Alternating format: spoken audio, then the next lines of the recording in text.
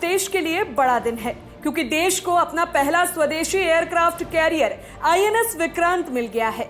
प्रधानमंत्री नरेंद्र मोदी ने इसे देश को समर्पित किया है। अब आईएनएस विक्रांत भारतीय नौसेना के बेड़े में शामिल हो चुका है। इस दौरान पीएम मोदी ने कहा है कि आज केरल के समुद्री तट पर हर भारतवासी एक नए भविष्य के सूर्योदय का साक्षी बन रहा है। आईएनएस विक्रांत पर हो रहा यह आयोजन विश्व क्षितिज पर भारत के बुलंद होते हौसलों की हुंकार है। पीएम मोदी ने इस युद्धपोत को नेवी के बेड़े में शामिल करते हुए कहा है कि विक्रांत विशाल है, विराट है, विहंगम है, विक्रांत विशिष्ट है, विक्रांत विशेष भी है। विक्रांत केवल एक युद्धपोत नहीं है, ये 21वीं सदी के भारत के पश्चिम प्रतिमा प्रभाव और प्रतिभाबद्धता का प्रमाण है। पीएम मोदी ने आगे कहा है कि यदि लक्ष्य दुरंत है तो यात्राएं दिगंत है, समुद्र और चुनौतियां अनंत है, तो भारत का उत्तर है विक्रांत। आजादी के अमृत महोत्सव का अतुलनीय अमृत है विक्रांत। आत्मनिर्भर होते भारत का अद्वितीय प्रतिबिंब है विक्रांत। आज 2 सितंबर 2022 के ऐतिहासिक तारीख को इतिहास बदलने वाला एक और काम हुआ है। आज भारत ने गुलामी के एक निशान, गुलामी के एक बोझ को अपने सीने से उतार दिया है। आज से भारतीय नौसेना को एक नया ध्वज मिला है। इस दौरान रक्षा मंत्री राजनाथ सिंह भी मौजूद रहे। उन्होंने कहा है कि अमृतकाल की शुरुआत में आईएनएस विक्रांत का कमीशन अगले 25 वर्षों में राष्ट्र की रक्षा के लिए हमारे दृढ़ संकल्प को दर्शाता है। आईएनएस विक्रांत एक आकांक्षी है, आत्मनिर्भर भारत का एक असाधारण प्रतीक है। भारतीय नौसेना हमेशा राष्ट्रीय और अंतर्राष्ट्रीय स्तर से संकटों के लिए पहले प्रतिक्रिया के रूप में तैयार है। आईएनएस विक्रांत के चालू होने से भारतीय नौसेना की क्षमता और मजबूत होगी। तो चलिए जानते हैं क्या है आईएनएस विक्रांत की खासियत। आईएनएस विक्रांत एयरक्राफ्ट कैरियर समुद्र के ऊपर तैरता एक एयरफोर्स स्टेशन है, जहां से फाइटर जेट्स, मिसाइलें, ड्रोन के जरिए दुश्मनों के नापाक मंसूबों को निस्तेनाबूद किया जा सकता है।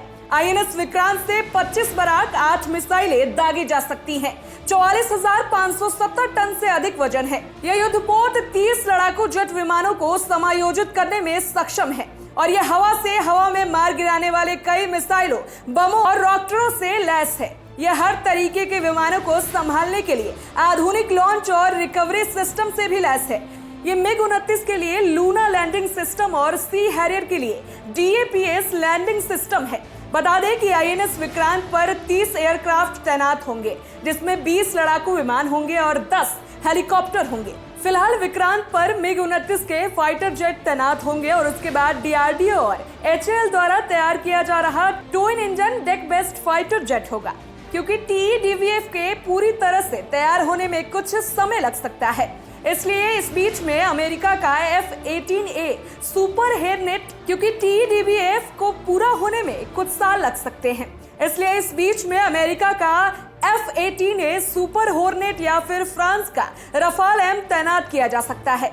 किसी भी विमान वाहक वारशिप की ताकत उस पर तैनात किए जाने वाले लड़ाकू विमान और हेलीकॉप्टर होते हैं।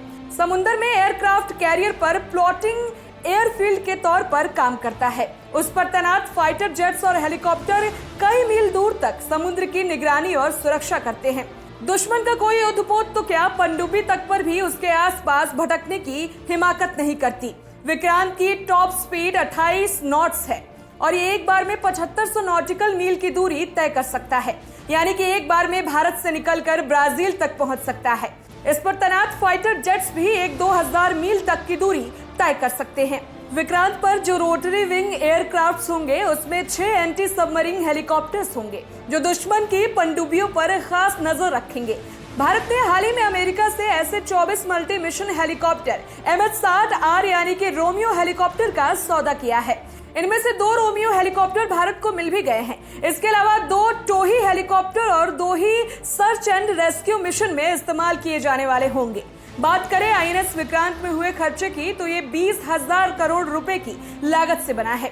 इसका डिजाइन भारतीय नौसेना की अपनी संस्था वॉरशिप डिजाइन ब्यूरो ने तैयार किया है और इसका निर्माण पतन पोत परिवहन और जलमार्ग मंत्रालय के अधीन सार्वजनिक क्षेत्र के shipyard company Cochin shipyard limited ने किया है।